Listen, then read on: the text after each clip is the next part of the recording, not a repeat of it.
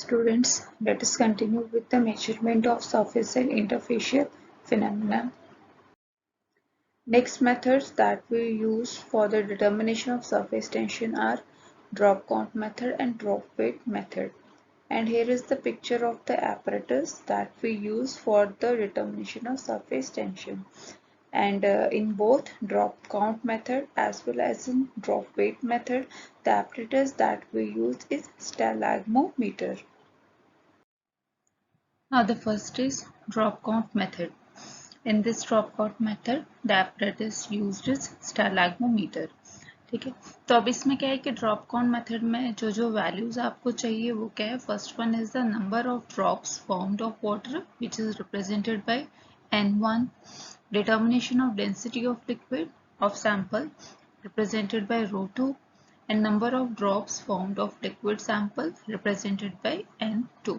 ठीक है, तो ड्रॉप काउंट मेथड यूज करने के लिए हम जो इक्वेशन यूज करते हैं that is γ2 is equal to ρ1 into N1 upon ρ2 into N1 into γ1. ठीक है, तो अब इस इक्वेशन में γ2 जो है that is the surface tension that you have to find of the given sample of liquid. ठीक है, तो एक्सपेरिमेंटल पार्ट में क्या होगा, सबसे पहले आपने निकालना जो है that is the density of the liquid sample.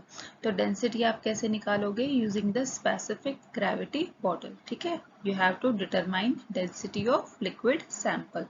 तो वो मैंने आपको विस्कोसिटी में भी बताया था कि किस तरह से आप स्पेसिफिक ग्रेविटी बॉटल या जिसको हम डेंसिटी बॉटल भी कहते हैं, कैसे आप उससे डेंसिटी फाइंड आउट कर सकते हो किसी भी लिक्विड सैंपल की. तो आप सबसे पहले ये डेंसिटी फाइंड आउट करोगे. नेक्स्ट उसके बाद आप क्या करोगे, एक स्टैलेग्मोमीटर लोगे. इस स्टैलेग्मोमीटर में यहाँ पे आप देख सकते हो here are two marks.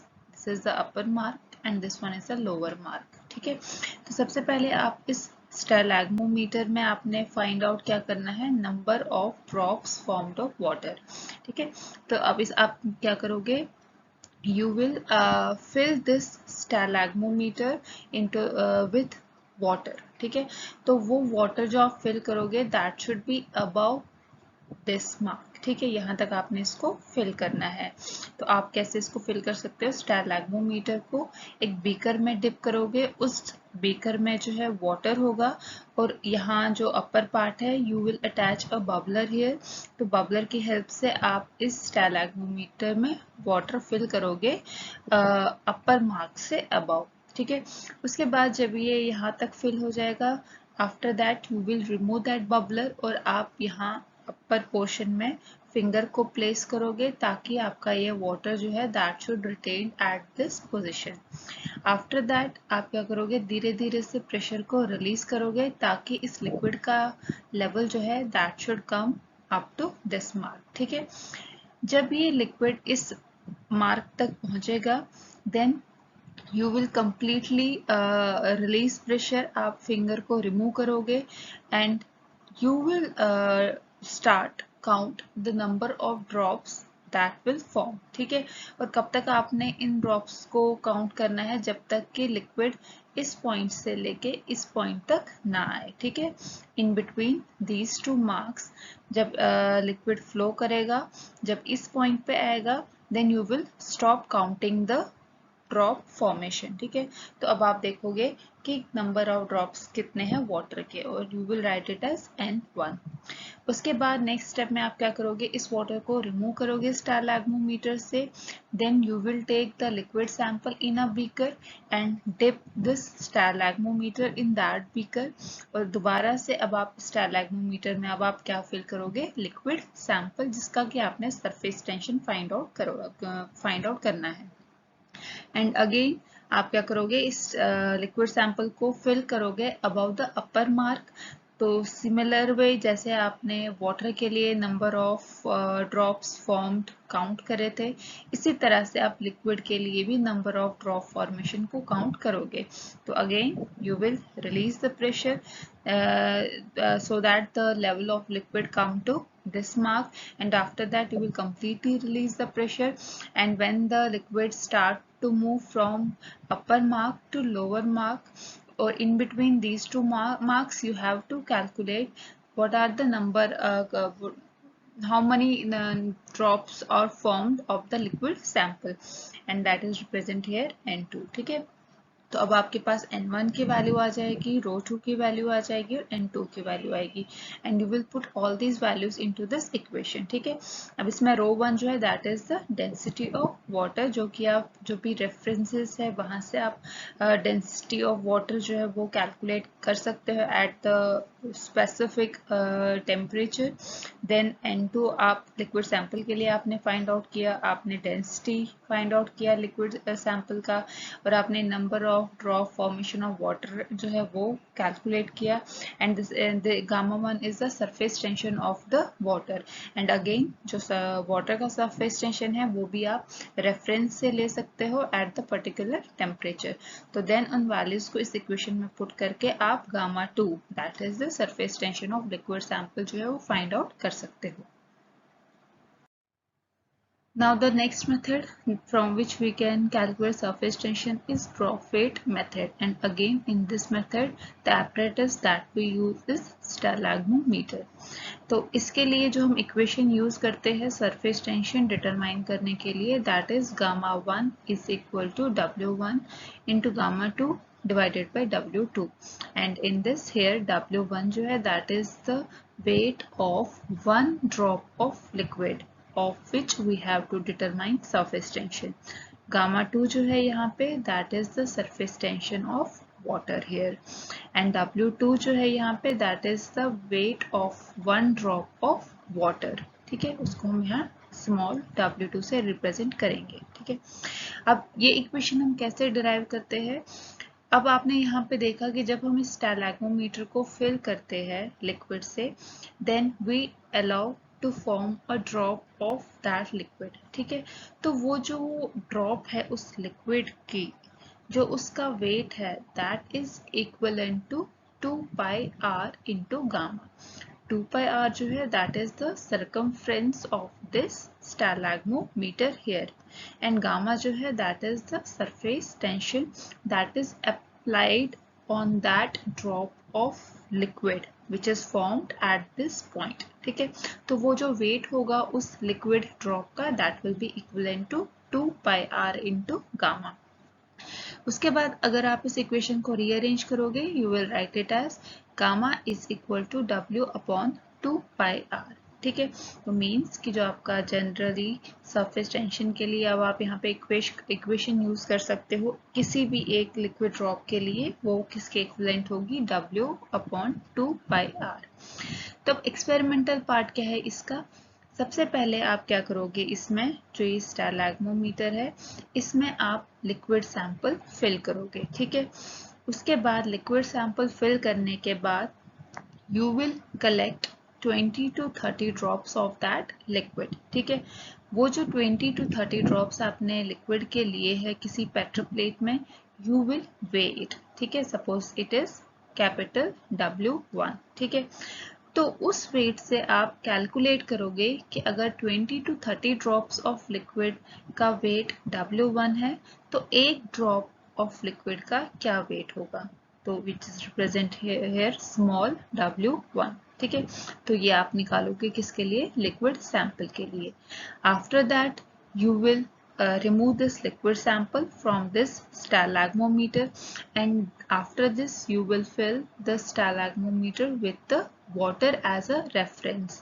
अब water को आप fill करोगे, then again आप क्या करोगे 20 to 30 drops of water जो है कलेक्ट करोगे पेट्रोप्लेट में, और उन 20 to 30 drops of water का आप वे करोगे। ठीक है, and suppose it is capital W2।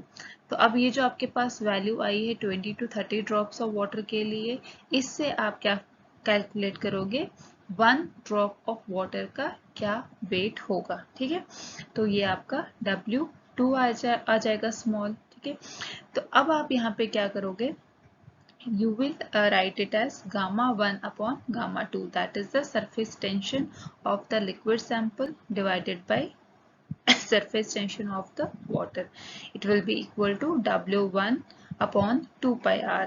तो W1 2 pi r किसके लिए है, लिक्विड सैंपल के लिए, जैसे हमने यहाँ पे ये यहाँ पे लिखा हुआ है ना, gamma is equal to W/2πr, means कि अगर हम गामा 1 के लिए लेते हैं तो gamma 1 will be equal to W1 into 2πr, और अगर गामा 2 लेते हैं तो gamma 2 will be equal to W2/2πr। ठीक है, तो जब हम इन दोनों को इक्वेट करेंगे तो आपके पास इस तरह इक्वेशन आ जाएगी। After that when you will rearrange it, यहाँ पे अब जैसे 2πr है 2πr है तो वो आपका कैंसिल आउट हो जाएगा, क्योंकि ये सेम वैल्यू रहेगी, खाली डिफरेंट क्या रहेगा, weight of this 1 drop of liquid sample and weight of this 1 drop of water. ठीक है, तो ये आप इस इक्वेशन को इस तरह लिखोगे, gamma 1 upon gamma 2 is equal to W1 upon W2, और जब आप इस इक्वेशन को रीअरेंज करोगे तो आपके पास अल्टीमेटली ये इक्वेशन आ जाएगी जो आप यूज करते हो सरफेस टेंशन डिटरमाइन करने के लिए using the drop weight method. तो अब आपके पास weight of 1 drop of sample भी है, आपके पास गामा 2 जो है that is the surface tension of water, जो कि आप रेफरेंस से आप इसकी वैल्यू लोगे, एंड W2 जो कि है wait of 1 drop of water. तो ये सारी वैल्यूज आपके पास होंगी, तो उस वैल्यू से आप surface tension of liquid sample जो है वो फर्दर डिटरमाइन कर सकते हैं। Now spreading coefficient. Spreading. If a small quantity of an immiscible liquid is placed on the surface of another liquid, it will either spread as film on the surface of other liquid or remain as a drop or lens.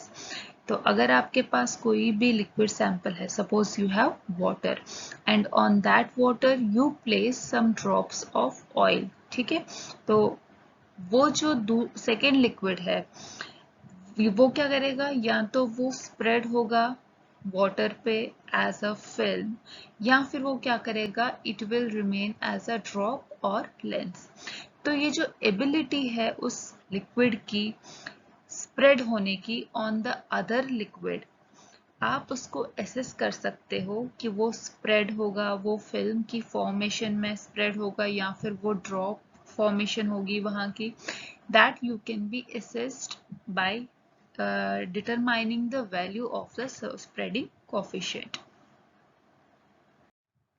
Spreading coefficient.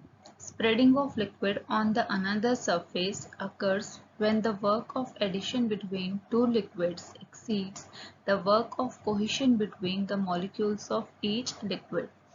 तो अब इसमें क्या है, spreading coefficient में हम दो चीजें consider करते हैं, that is the adhesion force and the cohesion force. Adhesion force जो है that is the force which exist between two different molecules, and cohesive force जो है that is the force which exist between similar molecules. तो अब इसमें क्या है कि जब एडिशन फोर्स जो है when it will exceed, only after that the second liquid can spread over the first liquid। ठीक है, तो इसीलिए अगर वर्क ऑफ एडिशन ज्यादा है as compared to work of cohesion, only after that the liquid will spread on surface of another liquid। तो जो spreading coefficient है उसको एनालाइज करने के लिए हम दो चीजों को कंसिडर करेंगे, work of adhesion and work of cohesion. Now first is the work of addition.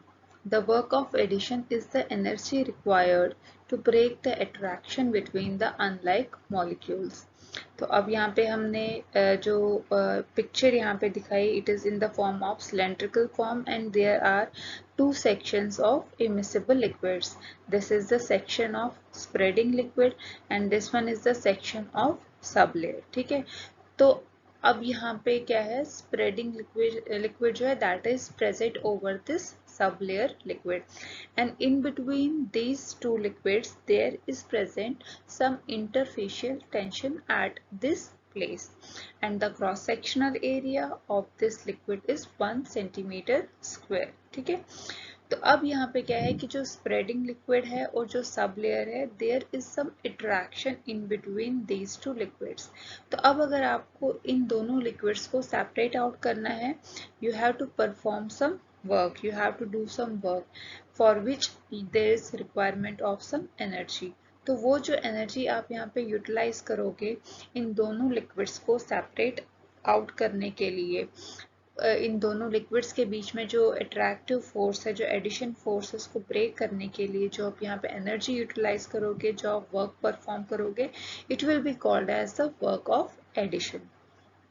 तो अब जब आप इन दोनों लिक्विड्स को सेपरेट आउट करते हो, now you can see here कि स्प्रेडिंग लिक्विड जो है that has been separated from the sub layer liquid. ठीक है, अब पहले यहाँ पे क्या था, इंटरफेशियल टेंशन प्रेजेंट था। अब सेपरेट होने के बाद आप यहाँ पे देखोगे there is a formation of new surfaces. तो यहाँ पे अब न्यू सरफेस फॉर्म हुए हैं।